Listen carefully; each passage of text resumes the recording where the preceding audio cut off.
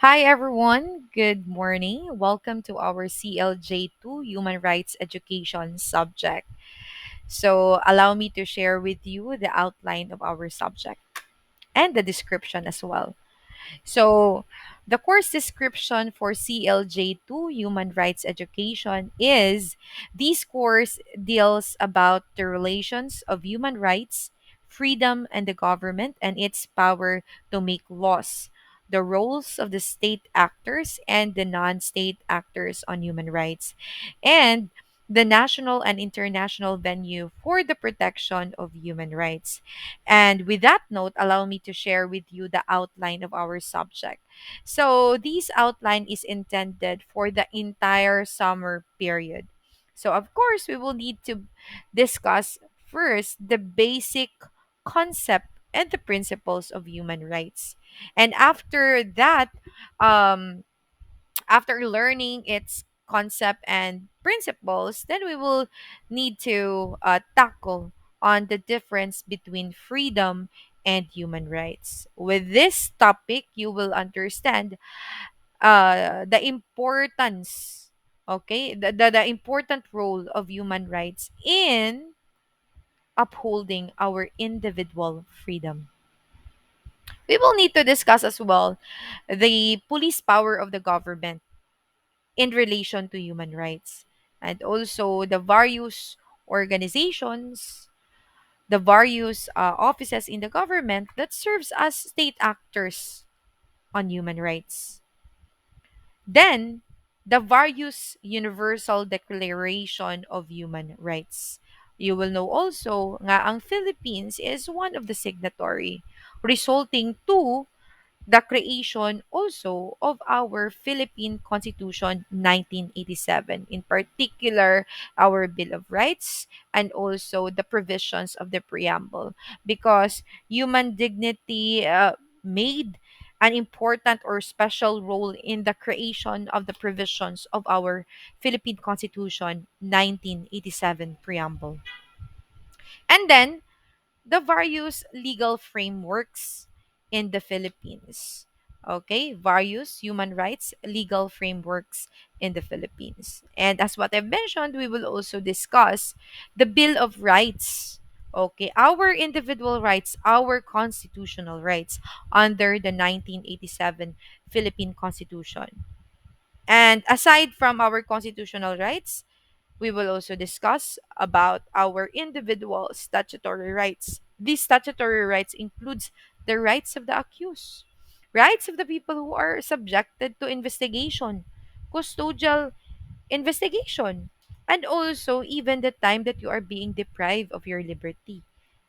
Statutory rights also includes the rights of the women and the children, the rights of the cultural minorities, the indigenous people, the rights of the prisoners, and how our criminal justice system works in making sure that our individual human rights are protected. Aside from that, we will also discuss the United Nations and international conventions in the protection of the rights of the prisoners of war and also areas that are in conflict.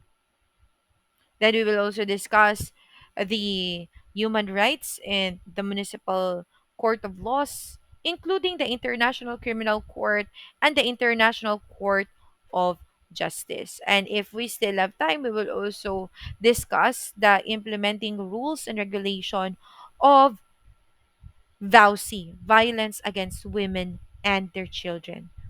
We will also discuss about the the prohibition, okay? The prohibition of child marriage here in the Philippines, the anti-torture law, and other related laws to human rights.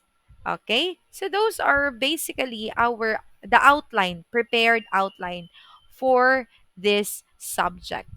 CLJ2 Human Rights Education.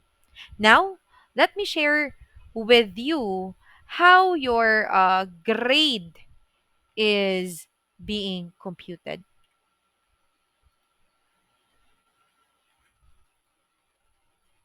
Okay? minute, please. All right. So as you can see in your screen, this is the official grade template that the college is using. So it is very important that you you make it to the point that you study every day. Why?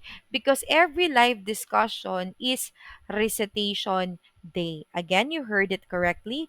Every live discussion is recitation day. Okay? So it's very important that if topics were already presented, you need to do some recap and you need to study in advance so that you'll be able to answer whenever you are called during random graded recitation. So each graded recitation is equivalent to 10 points. And that 10 points will be place diri sa imuhang CS and DC. Your CS stands for class standing. Your DQ stands for daily quizzes. So as you can see, it's very important that you need to join and you need to take all the quizzes because our uh, grade template is zero base. What does it mean? If you will not take or you will not take any quizzes, whether it's long quiz or or just a short quiz, and you will not respond during graded recitation or oral examinations. So ibutang nato you only got 0 out of 170 for the prelim period. As you can see, the equivalent percentage is zero because as what I've mentioned, our grade template is zero based. Take note, it's very important that you need to take the oral exam, the graded recitation, and you need to do good with your quizzes because it is equivalent to 60% of your grade. While your ME stands for the major exam, it is equivalent to 40% of your grade. Okay? So take note that our cutoff grade for this subject and to all your professional subjects is 83. And to ensure that you will get 83, dapat your mistakes should only be naara sa mga 10 to 15 ang inyuhang mistakes. As much as possible, sige, raganig one mistake, five mistakes. But do not go beyond 15 kay nga naman it somehow slims the chances para makakuha ka sa tuwang cut-off grade nga 83. Like for example, in this case, he got rather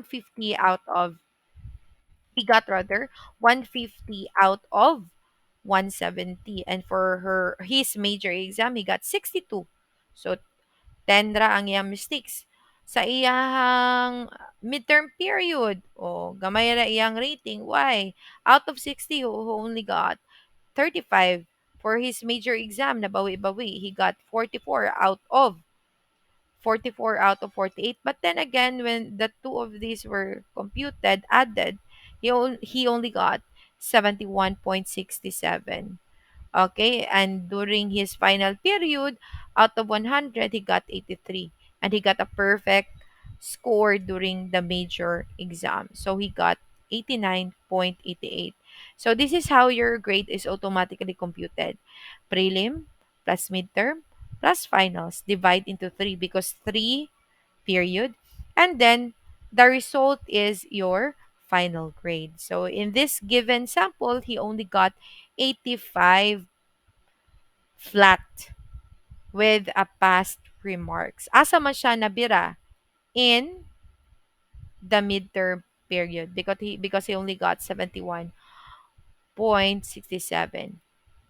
So I will show you another what's this another example wherein how your low scores really affect your your grade. So like for example, out of 170 you only got 100, and then out of 72 prelim exam, major exam, you only got 23. So pila may total nimo nga prelim? 48 4% only. And then in your midterm period, your total quizzes is only 35 out of 60. And then you only got 11 in your major exam. So you only got 44.17 midterm grade. Then you've decided to no to do better during your final period. So out of 100, you got 70. Okay? Quizzes. And then you got a perfect score. Naman eh. You got a perfect score. So as you can see, calculator, let me get my calculator first. Calc.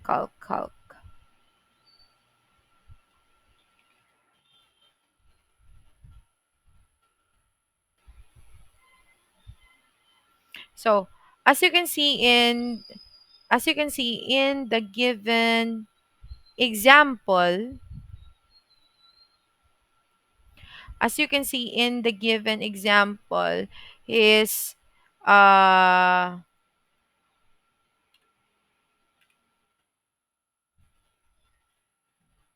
his prelim grade is only 48.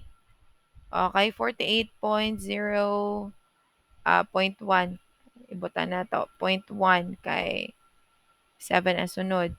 And then for the midterm, he only got 44.2 kay ato na lang round off. Dayong sa finals niya, naningkamot siya, he got 82. So as what I've mentioned, i-add na ng tulo, divide into 3, so pila may ang grado. Uh, his semestral grade for CLJ2 is only 58.1. So that is equivalent to a failed remarks. So the bottom line is you need to study, you need to prepare, you need to take all oral examinations, you need to submit, and you need to make sure that you do have a good score also. Again, take note, kinahanglan, that your mistakes should not be beyond 15. Okay, not beyond 15. Kaya nga naman, it lessens the chances for you to get a remarks of, to get a grade of 83 with a remark of passed. Okay? So in terms with our live meeting, for example, our schedule is every Monday until Saturday. Again, our schedule is every Monday and Saturday. But then again, we are only allowed to have 2 hours live meeting every week. The reason for that is many of you are living in areas wherein there is no proper internet connection, others are working. So to somehow give consideration, that is the reason why our meeting is only twice in a week, 1 hour each live meeting. So a total of 2 hours. Okay, 2 hours in a week. But you need to bear in mind na nga dili buot pasabot abi bay wala ta nagmeet wala mo'y buhaton. No, because our summer period is a combination of synchronous and asynchronous. In simpler term, it is a combination of online and offline discussion. Okay? So for example, your schedule is every Wednesday, assuming your schedule is every Wednesday. So, like for example, kanin sa section D, ang schedule sa section D is 1 to 3 p.m. It means that we will need to meet every 1 and we will end at 2 p.m. every Wednesday and every Friday. Okay? Every Wednesday and every Friday at 1 to 2 p.m. ang duration sa atuang meeting. So, what does it mean? That every Monday, every Tuesday, every Thursday, and every Saturday, a pre-recorded discussion will be provided, just like this. Okay? Just like this. A pre-recorded discussion will be provided. Okay, so you will need to watch the pre-recorded discussion, and a PDF copy is already provided also for your guidance. And if you're asking for the entire prelim module, it is already provided here. For your hard copy, it will then be posted. It will then be announcement or update will be posted in our Google Classroom and CCJEFB. And one more thing, every time that I do provide a pre-recorded discussion, a quiz and a reaction video will be provided. So um, all quizzes for the entire week, automatic, the deadline is every Saturday, just like this one. I've created this activity today. Okay, today is June 22. Okay, so ang akong gihimo nga deadline or due date is June 25. That is Saturday. So tanan ninyong activities for that week, tanan niyang due date is every Saturday, 11:59 sa gabi. In this way, you are given an ample time to make to take the exam or make the activity. Okay, and to give again consideration for those who are working, for those who doesn't have a good internet connection. All right, and so basically that's it. So, just for in case you do have questions, clarifications, please feel free to message me. So, it's very important that you need to join our G classroom. All right? So, kindly look at our CCJEFB so that you can get the links and the code for all your summer class subjects such as CFLM1, CL J2, and Leia 2. All right? So, see you in our live discussion. God bless everybody. And before I may forget, please make sure to wear a white t shirt if you do not have a uniform. Okay? Make sure that males has already removed the males, lalaki. Make sure to remove all your unnecessary facial hair, such as your mustache, your bangas. And for the female, tie your hair cleanly. Okay? And just be prepared. Okay? Study in advance and review each discussion. Okay? So hope to see you in the live discussion. I'm Ping Perming. God bless everybody.